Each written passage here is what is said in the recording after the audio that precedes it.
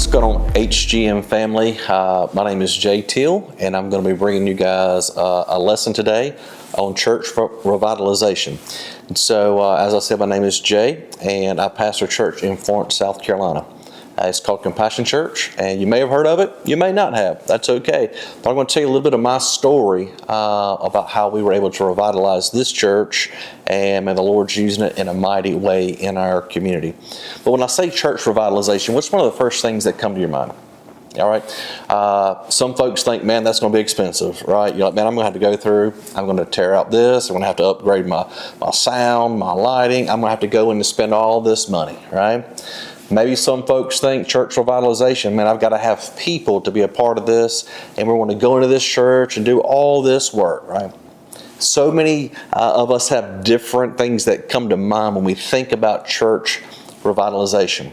But today I want to talk to you about the number one thing that you need to make sure of before you decide you want to go in and revitalize a church is this. You ready? You have to be called to that community. To that community. Notice I didn't say church. You got to be called to that community, because the church exists to serve that community. And so the community is not there to support the church. The church is there to support the community. So the first thing you have to do, we have to do as leaders, is we have to be called to that place. I'm just going to share a little bit of my story with you. I'm from not far down the road from Florence, South Carolina. I was born and raised in a little town called Lake City, and I spent my life there. Was on staff at a church there, and I had an opportunity to go off to a church outside of Nashville, and I was on staff at that church. And the Lord put a burden in my heart to plant a church in Florence. And so when I moved back to South Carolina, there was an existing church, a Pentecostal holiness church that was in Florence. It was called Christian Assembly. You may have heard of it.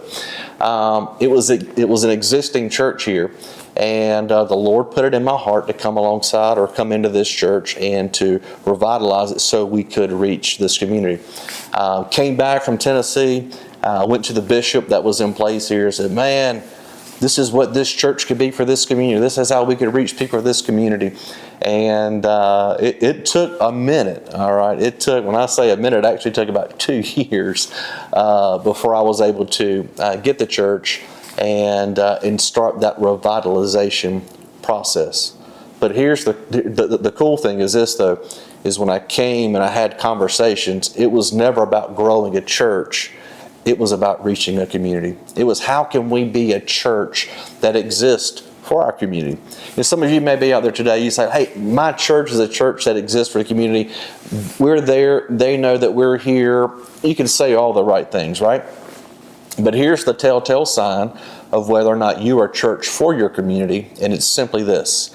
If your church shut its doors today, would your community feel it? Would your community mourn? Would it be painful for them if you shut your doors? If they would not mourn and it wouldn't be painful and they wouldn't feel it, then I would dare to say that you are a community-minded church. So you have to be drawn, you have to be called, you have to have a burden for that community.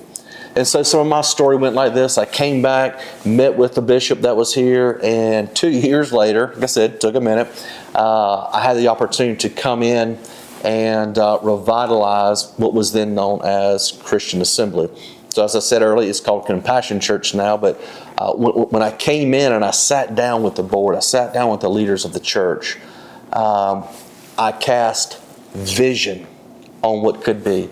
I cast vision on how this church could affect the community. Cast vision on how we could be a part of outreach. Cast vision on how we could be a missional-minded church. And so they were like, man, we want to be a part of that. We think that we can do that. We think that's somewhere we need to go. All those things, right? But here's the thing. The board said yes. You still got to convince the people that are here. Because this is not a church plant. This is a revitalization. So that means there are people that are still here.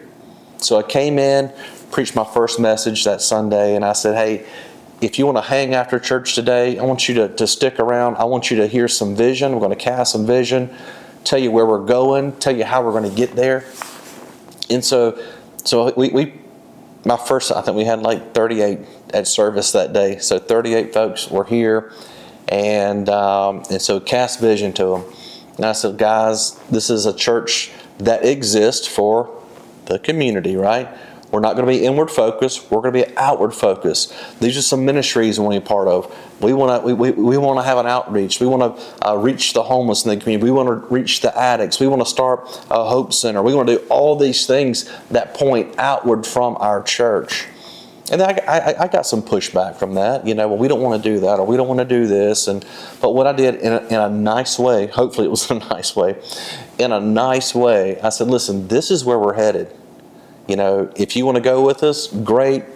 Come on, we're going this way. But if you don't, listen, this is a great opportunity to basically get off the bus. And there's a lot of good churches in the area that you could go and be a part of that may fit the direction that you want to go. But as for this church, this is the direction that we're heading. So what I did was this, all right, came in, we're going to be community-minded, cast vision to the board, cast vision to the church, all right? And those who didn't want to be a part of that vision, they stepped back. But those who did, they jumped in head first.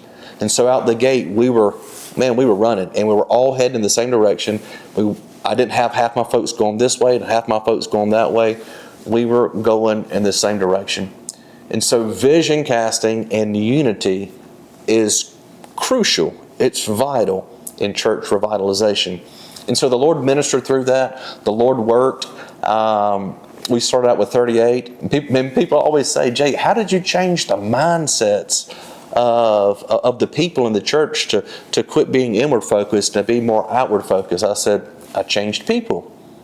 And so that could mean two things, like when you change people, sometimes you change people. But what I also did was I changed the way people thought. Not just the way they thought, I changed their hearts.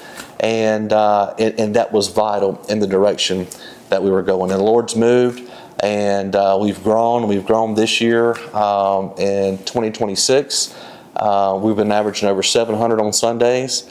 But it all started because a burden, all right, a passion, a calling to the community. And it was to how can this church, not how can the community support us, how can we support our community? Man, we've got an outreach department that's developed now. We've got a director over that, and her job is simply this: reach this community. Reach the community. We've got a hope center at the church. Guess what it does? It reaches our community. We've partnered with people all in our area, and it's all community focused. It is on them. Our goal is to teach people, to reach people, to train people, not just to be saved, but to train them to one, accept salvation, be discipled, to do what? To go. It's part of the Great Commission. It's the Great Commission. But if you're going to revitalize that church, you got to have a burden for the community first. You got to have a calling to the community, all right? Because this is what's going to happen. As that church grows and it reaches people in that community, people are going to come to your church, right? And if your calling is just to that church, sometimes those church folks will leave you. I'm just being honest. Pastors, if you're listening to this, you know this. Sometimes they might not like something you're doing. They might like a decision that you make or direction that you're headed, and they'll leave you. Guess who will always be there? The community. And they're always going to have somebody to pour into them, to reach them, to share the gospel with them, to disciple them, so we can send them. So the first thing you got to have is what? A calling, a burden, a passion for that place. And then, and only then, do you say, okay, I've got a calling there. Is there a church there that needs revitalization? And then you go there and you cast vision, you share that vision with them on what that church can be. Not for the church folks, but for that community. Because even Jesus went from town to town in Scripture, and it says that his heart was broken. He was burdened. He cried. He was broken. Because he said, man, all these folks, they're hurting, they're lost, they're like sheep without a shepherd. We have an opportunity, guys, to be shepherds for these lost sheep in these communities.